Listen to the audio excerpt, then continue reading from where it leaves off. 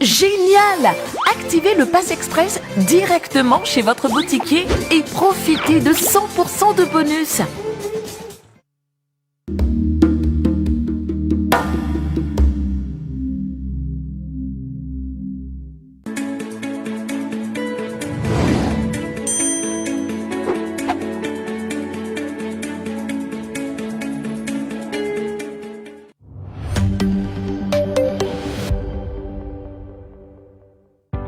Le travail est un trésor. Il nous permet de prendre soin de nos proches et nourrir nos passions. Il nous offre une nouvelle famille avec laquelle on doit relever de nouveaux défis. Quand on travaille avec ardeur, nous ne voyons pas le temps passer. Puis un jour, ça y est, nous avons atteint l'âge de la retraite. Parce que la transition entre la vie professionnelle et la retraite est un moment particulier, débutez de nouvelles aventures avec Hogar Vie. Hogar, toujours avec vous.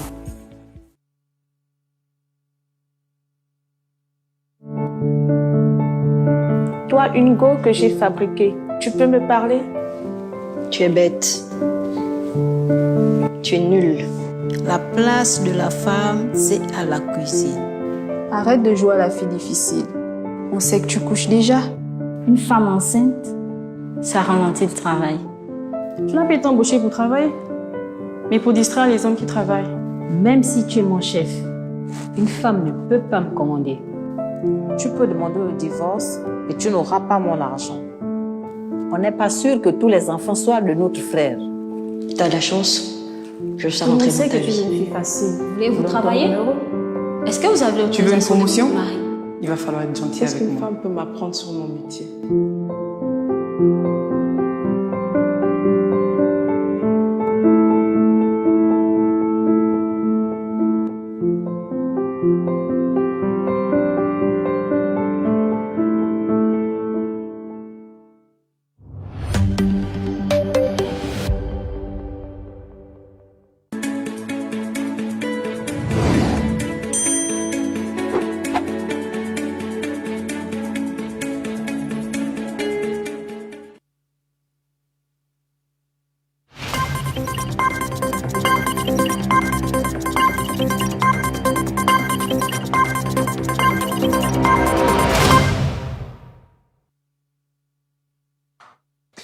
Il est 20h à Libreville au Gabon et c'est l'heure de la principale édition d'information sur Gabon 24. Bonsoir et soyez les bienvenus. Voici le sommaire. Crise politique au Tchad. Après plusieurs reports, le Conseil de paix et de sécurité de l'Union africaine s'est finalement réuni ce vendredi. On fait le point dans un instant. Pour poursuivre l'expansion et la modernisation de son économie, le Cameroun est sur le point de conclure un nouvel accord triennal avec le Fonds monétaire international pour un montant de 350 milliards de francs CFA. Pour mieux faire face à un éventuel rebond de cas de contamination de la Covid-19 dans le pays, le Kenya s'est lancé le défi de disposer d'assez d'oxygène. Voilà les titres de ce journal que nous ouvrons dans le berceau de l'humanité. C'est ce vendredi que le Conseil de paix et de sécurité de l'Union africaine s'est finalement réuni après plusieurs reports. La transition au Tchad est au centre de ce conclave. Et pendant ce temps, Mahamat Idriss Déby est, lui, en visite officielle au Nigeria. Michel Nseni. C'est l'organe décisionnel permanent de l'Union africaine pour la prévention, la gestion et le règlement des conflits. Et alors que la situation au Tchad cristallise les tensions sur le continent, le Conseil de paix et de sécurité de l'Union africaine a décidé de se réunir en urgence pour apporter une réponse africaine à cette crise. Lors de ce conclave, les 15 membres du dit Conseil doivent tomber d'accord sur la conduite à adopter par rapport au régime militaire qui assure actuellement la transition au Tchad. Pour l'heure, 2 sons de cloche semblent se faire entendre. Le premier groupe qui compte le plus de voix est pour un accompagnement de la transition sous-tendue par des conditions précises telles que l'engagement ferme des militaires à céder le pouvoir au bout de 18 mois de transition. Le deuxième groupe souhaite pour sa part voir l'application stricte d'un principe sacré de l'Union africaine qui veut qu'en cas de coup d'État, un pays doit être suspendu automatiquement. Et alors que les observateurs de la vie politique au Tchad espèrent que les membres du CPS puissent parler d'une même voix, Mahamat Idriss Déby, à la tête du Conseil militaire de transition au Tchad, est en visite officielle au Nigeria. Le fils de l'ancien président tchadien Idriss Déby Itno a été reçu ce vendredi par le président nigérien Muhammadu Buhari, qui n'a pas manqué d'offrir son aide pour conduire le Tchad vers une transition fluide dans 18 mois, comme promis. Et puis au Gabon, nous parlons de ce 15e conseil interministériel qui s'est tenu ce vendredi à Libreville par visioconférence sous la direction de chef de l'administration gabonaise Rose Christian Osukarapanda. Au menu des échanges, le plan d'accélération de la transformation. L'occasion a été donnée à chaque membre du gouvernement de se prononcer sur le projet lié à leur portefeuille ministériel. Retrouvons Michel Senou. Placés sur fond du plan d'accélération de la transformation, les travaux de cet énième conseil interministériel tablent sur des prévisions économiques du Gabon à la hausse, notamment le produit intérieur brut qui est attendu à 2,7% en 2021, contrairement à 1,2% en 2020. Outre les questions économiques, le volet sport n'a pas été en marge avec les assises du championnat national de football qui se tiennent actuellement. Le ministre Franck Guéma a d'ailleurs proposé à l'étude durant ce conseil des projets de loi et décrets à l'image du projet de loi portant création, attribution, organisation et fonctionnement du Conseil national de la jeunesse du Gabon. Le Gabon, qui poursuit son combat contre la Covid-19, a enregistré, selon les chiffres de ce 14 mai, 65 nouveaux cas positifs sur 4 442 tests réalisés, soit un taux de positivité de 1,5%. 45 personnes sont hospitalisées, dont 15 en réanimation, 109 nouvelles guérisons et aucun décès. Le pays d'Ali Bongo Ondimba qui, rappelons-le, vient de recevoir 300 000 doses en plus du vaccin Sinopharm. On reste au Gabon pour parler cette fois d'éducation. Sous le thème « Gouvernance, approche conceptuelle et savoir endogène », le laboratoire de recherche en sciences de l'organisation et l'Institut universitaire des sciences de l'organisation ont lancé ce vendredi les premières journées d'études axées sur les questions de corruption. Et c'était justement en présence du ministre gabonais en charge de la lutte contre la corruption, Francis Nkeya. Linagel Moranga, Alban Boba nous font le point de cette actualité.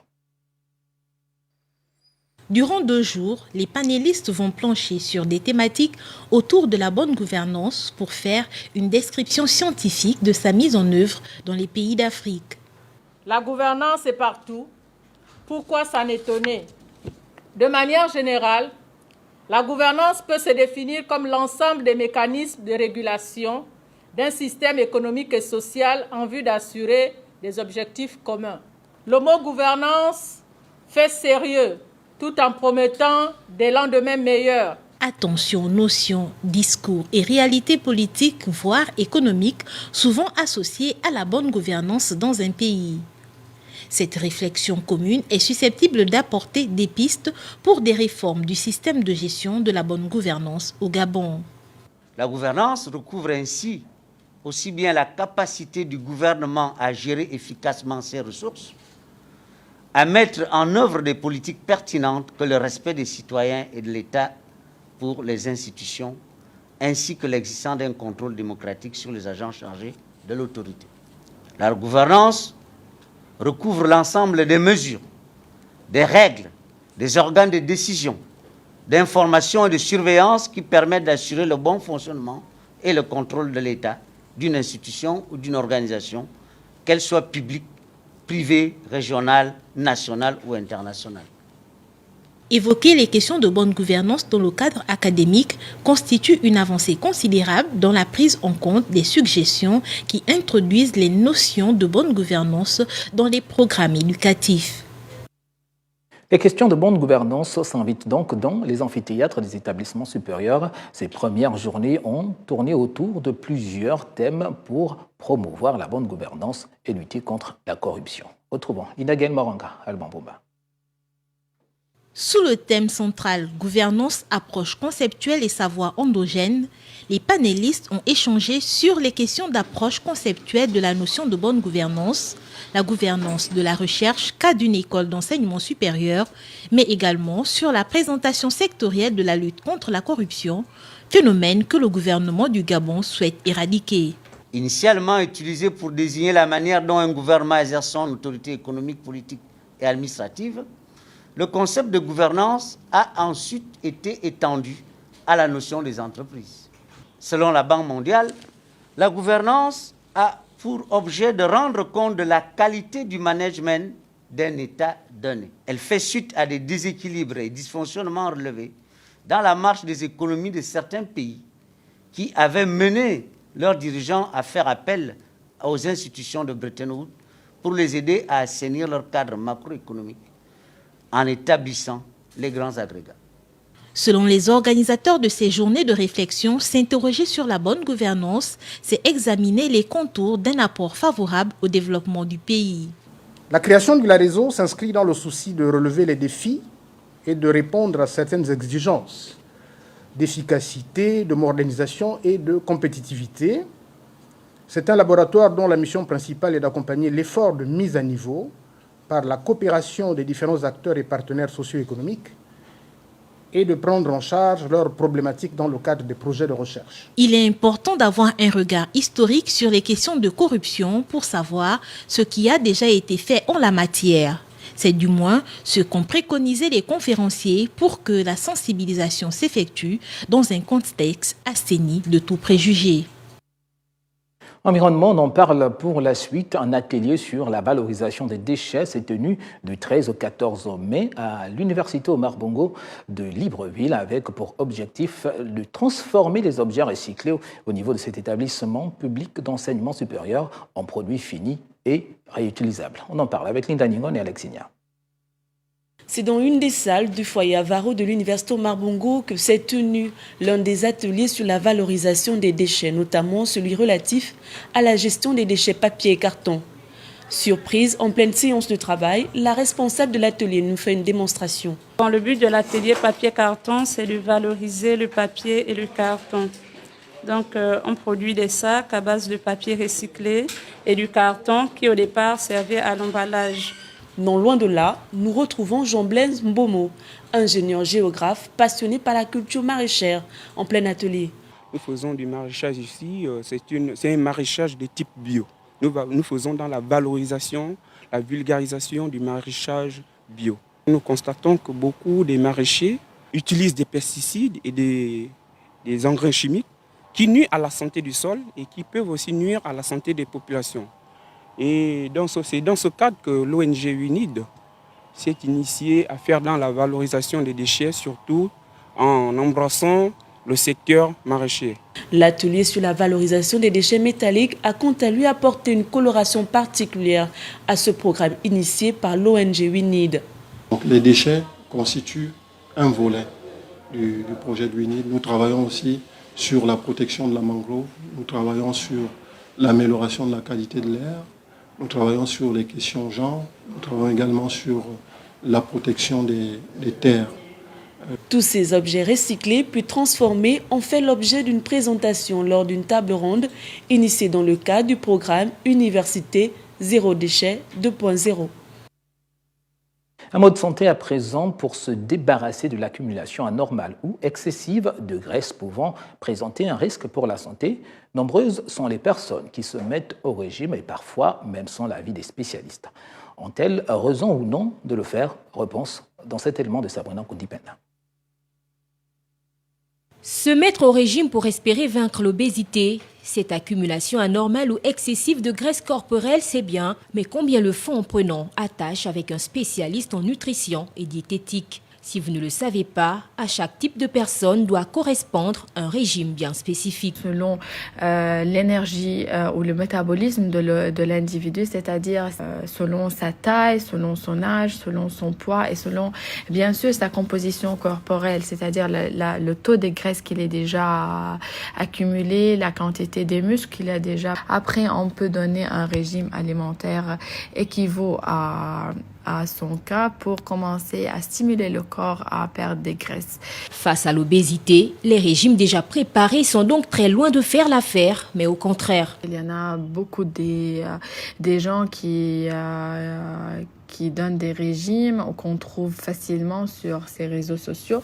Mais bien sûr, on ne recommande jamais de prendre ces genres des régimes qui sont déjà préparés, puisque ces régimes ne sont pas personnalisés selon les besoins de chaque individu. Tous les régimes font sûrement faire perdre du poids, mais après, s'ils sont très stricts, s'ils sont pas bien réglés, équilibrés, on peut regagner tout après un très peu de temps. Même s'ils renvoient tous les deux à une accumulation anormale ou excessive de graisse corporelle, pouvant nuire à la santé, l'obésité et le surpoids ne sont pas à confondre. On parle de surpoids lorsque l'indice de masse corporelle est égal ou supérieur à 25. L'obésité, par contre, renvoie à un indice de masse corporelle égal ou supérieur à 30. Et pendant ce temps, la sensibilisation contre la Covid-19 se poursuit au Gabon. Les élèves de l'école pilote du centre et les populations du 3e arrondissement de la commune de Libreville ont été encouragés ce 14 mai par les membres de l'ONG Gabon Prévention pour tous au respect strict des mesures barrières. Lina Ningon et Alexinia. Il faut porter un masque, il faut laver les mains, il faut respecter les distanciations. Malgré une tendance baissière des cas de contamination à la Covid-19, la sensibilisation sur les gestes barrières reste une arme incontournable au Gabon. Raison pour laquelle Gabon Prévention pour tous a pris le relais avec pour première cible les apprenants. Le but est de sensibiliser les populations gabonaises dans la prévention sanitaire et de dire que ce n'est pas parce que nous marchons dans la rue que la Covid n'est pas présente. Elle est toujours bel et bien présente. Outre la sensibilisation, élèves et personnel administratif de l'école pilote du centre ont bénéficié d'un appui en termes de matériel de protection. Il y en a eu pour les enseignants, il y en a eu pour les élèves. Peut-être pas en nombre suffisant pour toute l'école, mais c'est déjà ça. Lorsque nous savons que ça devient budgétisé dans les dépenses des parents, alors ça vient donner un petit ouf de soulagement à certains parents. Et vous savez que ce sont les enfants. L'essentiel, c'est qu'ils savent que c'est quelque chose qui doit être sur eux, qu'ils doivent avoir avec eux à chaque fois qu'ils viennent à l'école et en classe. Cette énième sensibilisation a pour but de rappeler à tous que le virus circule toujours et que le respect des mesures barrières est la meilleure solution pour éviter sa propagation. Dans le reste de l'actualité africaine, le Kenya s'est lancé le défi de disposer d'assez d'oxygène pour mieux faire face à un éventuel rebond de cas de contamination de Covid-19. Les autorités misent donc sur la prudence alors qu'une 4e vague de contamination au virus n'est pas exclue. Sabrina Konipenda. Les hôpitaux kenyans se préparent désormais du mieux qu'ils peuvent pour ne pas être confrontés à une pénurie d'oxygène, comme c'est le cas actuellement en Inde. L'approvisionnement en précieux gaz est devenu une priorité pour le Kenya, qui redoute une 4e vague de contamination, surtout avec la multiplication des souches.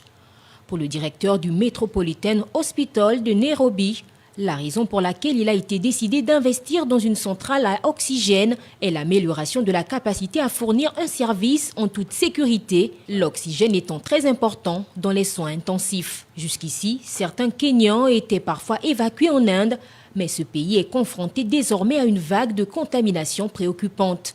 Pour cela, les autorités se tournent vers la production locale d'oxygène. Pour un meilleur approvisionnement du pays en oxygène, le gouvernement kényan a lancé un appel d'offres pour venir en aide à 16 comtés du pays. Le Kenya craint de revivre la situation sanitaire de mars et avril dernier, 2 mois au cours desquels le pays a frôlé une catastrophe sanitaire. Ce pays compte à ce jour plus de 145 600 cas de contamination à la Covid-19 pour 2 348 décès et 99 095 guérisons. Avec l'accélération des livraisons de vaccins anti-Covid, la riposte à la pandémie bénéficie d'un élan très attendu sur le continent africain. Depuis le 14 février dernier, plus de 14,6 millions de doses de vaccins ont été livrées à 22 pays africains à travers l'initiative COVAX et autres mécanismes. Petit tour d'horizon sur les avancées du vaccin contre la Covid-19 sur le continent africain avec Michel Tseni. Avec plus de 14,6 millions de doses du vaccin AstraZeneca et du chinois Sinopharm, le Maroc se positionne comme le numéro 1 de la vaccination sur le continent. Près de 6 millions de Marocains sur 36 millions d'habitants ont été vaccinés. En Afrique de l'Est, notamment en Éthiopie, le pays connaît une tendance baissière des infections au nouveau coronavirus due à la vaccination de grande masse. Au total, 1,3 million de personnes vivant dans ce pays ont reçu leur dose de vaccin sur plus de 112 millions d'habitants. Le Zimbabwe compte 549 797 000 vaccinés, tandis que le Rwanda n'a pas encore dépassé la barre des 500 000 personnes vaccinées avec 350 400 vaccinés. L'Afrique du Sud table sur 450 169 000 vaccinés. L'Égypte a, elle, dépassé le million de personnes. L'Afrique de l'Ouest, avec le Ghana, comptabilise 1 113 950 000 personnes vaccinées. Le Ghana caresse le rêve d'atteindre le million de vaccinés avec son chiffre de 852 047 personnes ayant déjà reçu leur dose. Et la Côte d'Ivoire, 292 537. En Afrique centrale, le Gabon table sur plus de 8 000 vaccinés, le Congo 14 297 vaccinés, alors que le Cameroun se positionne avec 11 000 vaccinés. Actuellement, près de 7 millions de doses de vaccins contre la Covid-19 ont déjà été administrées en Afrique. L'Union africaine veut désormais relever le défi de vacciner au moins 60% de la population du continent d'ici 2022. Et puis au moment où plusieurs pays entrevoient l'espoir d'une vie normale, la deuxième année de la pandémie est en passe de faire plus de morts que l'an dernier, a prévenu l'OMS ce vendredi. Écoutons. Le Covid-19 a déjà causé plus de 3,3 millions de vies et nous sommes en passe de voir la deuxième année de cette pandémie être bien plus mortelle que la première. Sauver des vies et des moyens de subsistance en combinant des mesures de santé publique et la vaccination, et non l'un ou l'autre, est la seule façon de sortir de la pandémie. Et puis, je vous le disais en titre, un nouvel accord triennal 2021-2024 est en perspective entre le FMI et le Cameroun. Le dossier du pays pourrait être examiné le 21 juin prochain par le Conseil d'administration du Fonds monétaire international. Le Cameroun entend obtenir un prêt de 350 milliards de francs CFA pour poursuivre l'expansion et la modernisation de son économie. Michel Nseni. Selon le média en ligne Financial Afrique, le Cameroun a pour ambition de perfectionner sa gouvernance publique et de favoriser un meilleur environnement des affaires pour un meilleur rendement sur la croissance économique. Ce deuxième programme économique et financier actuellement en gestation est basé sur la transparence, la protection sociale, la dynamisation du secteur privé en vue d'améliorer le climat des affaires. Dans la perspective d'obtenir ce nouvel accord, les discussions techniques entre les deux parties se déroulent actuellement et prendront fin le 23 mai, courant par visioconférence, en vue de s'accorder sur les grandes lignes de ce programme économique et financier. Si le dossier du Cameroun était approuvé, le deuxième accord sur l'AFEC devrait être signé en juillet prochain, immédiatement suivi des premiers décaissements obéissant à un calendrier bien établi. Le Cameroun entend obtenir un prêt de 350 milliards de francs CFA pour poursuivre l'expansion et la modernisation de son économie. Rappelons que le premier programme triennal 2017-2020 d'une valeur de 415 milliards était principalement consacré à l'assainissement des finances publiques à travers un accroissement des ressources non pétrolières, la priorisation des dépenses et l'amélioration de la qualité de la dépense. Et si on parlait des artistes africains qui font le buzz, pour ajouter un peu de gaieté à ce journal, Fally Ipupa, Charlotte Ipanda Dadju, Chanel constituent la nouvelle génération de chanteurs qui font la fierté de l'Afrique. Et ils ont tous choisi comme créneau de chanter l'amour. La relève est donc assurée. Retour sur leur palmarès de l'année 2020-2021 avec Sabrina Massima. De la République démocratique du Congo au Gabon, à la Côte d'Ivoire, en passant par le Cameroun, ces artistes sont devenus en quelques années de véritables icônes, accumulant des millions de fans à travers le monde. S'il y a bien un chanteur africain qui sait faire monter la température, c'est Fally Ipupa, qui a publié le 18 décembre son 6e album, Tokos 2, comprenant 16 titres. Dès le lendemain, la star de la rumba congolaise mettait en ligne le clip D'un coup, en duo avec le franco-congolais Dadju. Un coup, elle me dit je t'aime. Dans cette vidéo, déjà visionnée plus de 8 millions de fois sur YouTube, les deux crooners rivalisent de sensualité et de sous-entendus. Je vais chanter pour te soigner. Je vais chanter pour te soigner, recoule-t-il. Une pommade musicale à appliquer sur toutes les peines de cœur. Autre remède aux mots d'amour, le duo savoureux entre Charlotte Dipanda et le chanteur français Singila.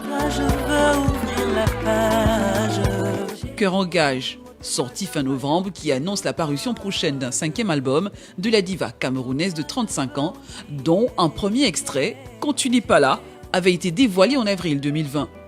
Sur ce nouveau titre, les deux complices qui s'étaient côtoyés en tant que jurés dans l'émission The Voice Afrique francophone marient avec succès français et lingala, Makossa et Rumba. La Gabonaise Chanel, avec son titre Où est le mariage, a elle aussi le vent en poupe. Chanel n'est plus à présenter dans le paysage musical de la sous-région. La chanteuse est une artiste confirmée, cumulant de nombreux prix et récompenses. Sport, football pour la fin, le Gabon tient à respecter le calendrier FIFA. Les autorités sportives du pays pensent déjà à mettre l'équipe Fagnon en jambes en raison de report des premières et deuxièmes journées des éliminatoires zone Afrique du Mondial 2022 prévues pour se dérouler au Qatar. Andy Sonobian, l'Imbris Football. Le Gabon envisage de disputer 2 matchs amicaux en prélude aux éliminatoires de la Coupe du Monde de football courant le mois de juin lors de la date FIFA, en profitant de la brèche laissée par le report du début de la campagne qualificative de la Coupe du Monde au Qatar 2022 par l'instance du football mondial. Pour pallier ce manquement, la Fédération gabonaise de football entend mettre les bouchées doubles pour préparer les hommes de Patrice Neveu. Ainsi, 2 rencontres sont prévues pour la mise en jambe de Aaron Boupenza et ses coéquipiers. Le Gabon, qui nourrit de grosses ambitions pour la Coupe d'Afrique des Nations Cameroun 2021 et une qualification historique pour une phase finale de Coupe du Monde, espère rester compétitif. Cette réflexion initiée par l'instance footballistique gabonaise a donc pour but de conserver cette dynamique et cet acquis obtenu lors des éliminatoires de la CAN 2021. Point final à ce journal, voici le rappel des titres. Nous l'avons vu, crise politique au Tchad. Après plusieurs reports, le Conseil de paix et de sécurité de l'Union africaine s'est finalement réuni ce vendredi. Pour poursuivre l'expansion et la modernisation de son économie, le Cameroun est sur le point de conclure un nouvel accord triennal avec le Fonds monétaire international pour un montant de 350 milliards de francs CFA. Et puis pour mieux faire face à un éventuel rebond des cas de contamination de Covid-19 dans le pays, le Kenya s'est lancé le défi de disposer d'assez d'oxygène. Nous l'avons vu dans cette grande édition. Sur Gabon 24, l'information est en continu sur nos différentes plateformes numériques. N'oublions pas, la Covid-19 circule toujours, alors respectons les mesures barrières. Bonne suite de programme sur Gabon 24.